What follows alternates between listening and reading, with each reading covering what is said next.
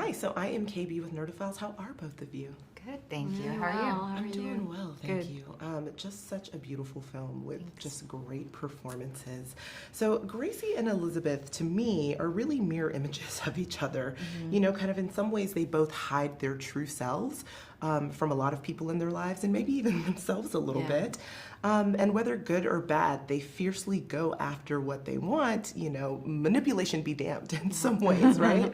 So can you both share the parallels between your characters that intrigued you the most, and how, as an artist, you decided to play into it? And I'll start with you, Julianne. Oh, okay. I was fascinated by Gracie and her insistence on kind of putting this narrative forward, the story of her life. And what was interesting to me too, like as I was looking at the script, the image that she projects is of someone who, on the page, it looked like she was a real mother, like really an adult. And I was like, I couldn't quite figure it out. And what I realized is like, no, she's a child who's playing an adult.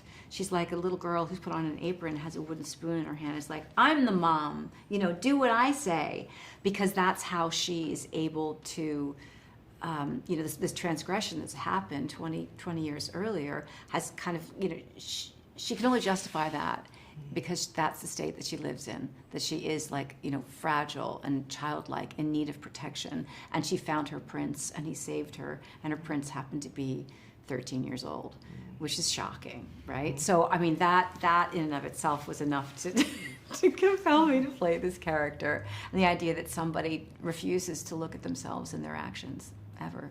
What about for you, Natalie? Well, I think that there's between being a woman and being an actress, there's this huge parallel.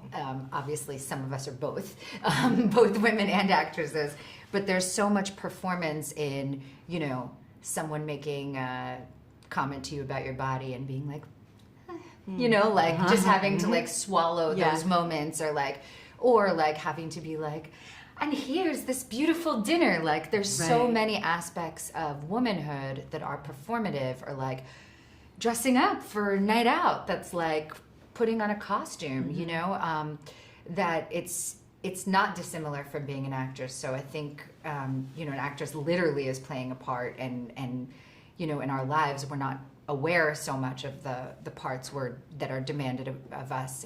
But I think that between these two women, there is that recognition, and there is that use of performance to define who they are and to tell their own story and to shape their identity.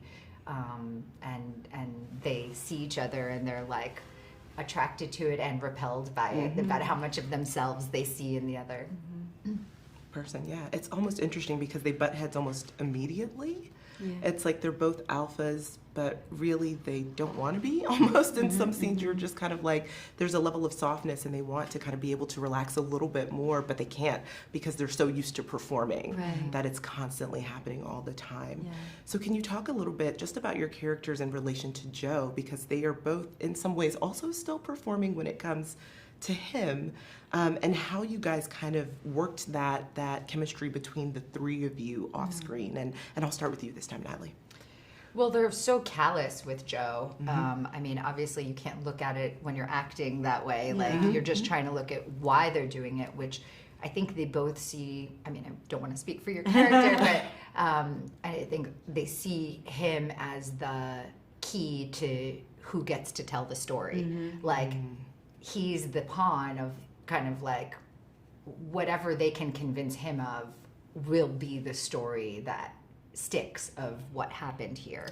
And so he's trying to find his own identity and his own voice while having these two very controlling women, you know, trying to meddle with his version of the events.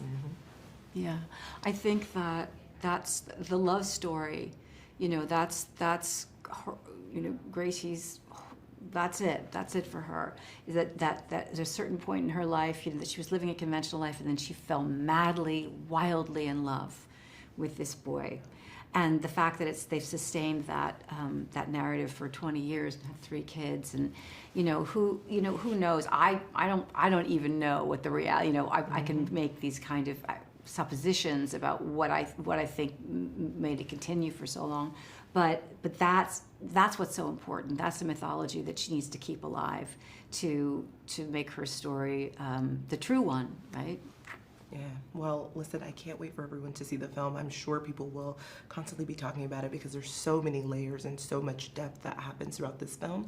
And just thank you both for taking the time to chat with Nerdophiles. I really appreciate it. Thank you so much. Thanks.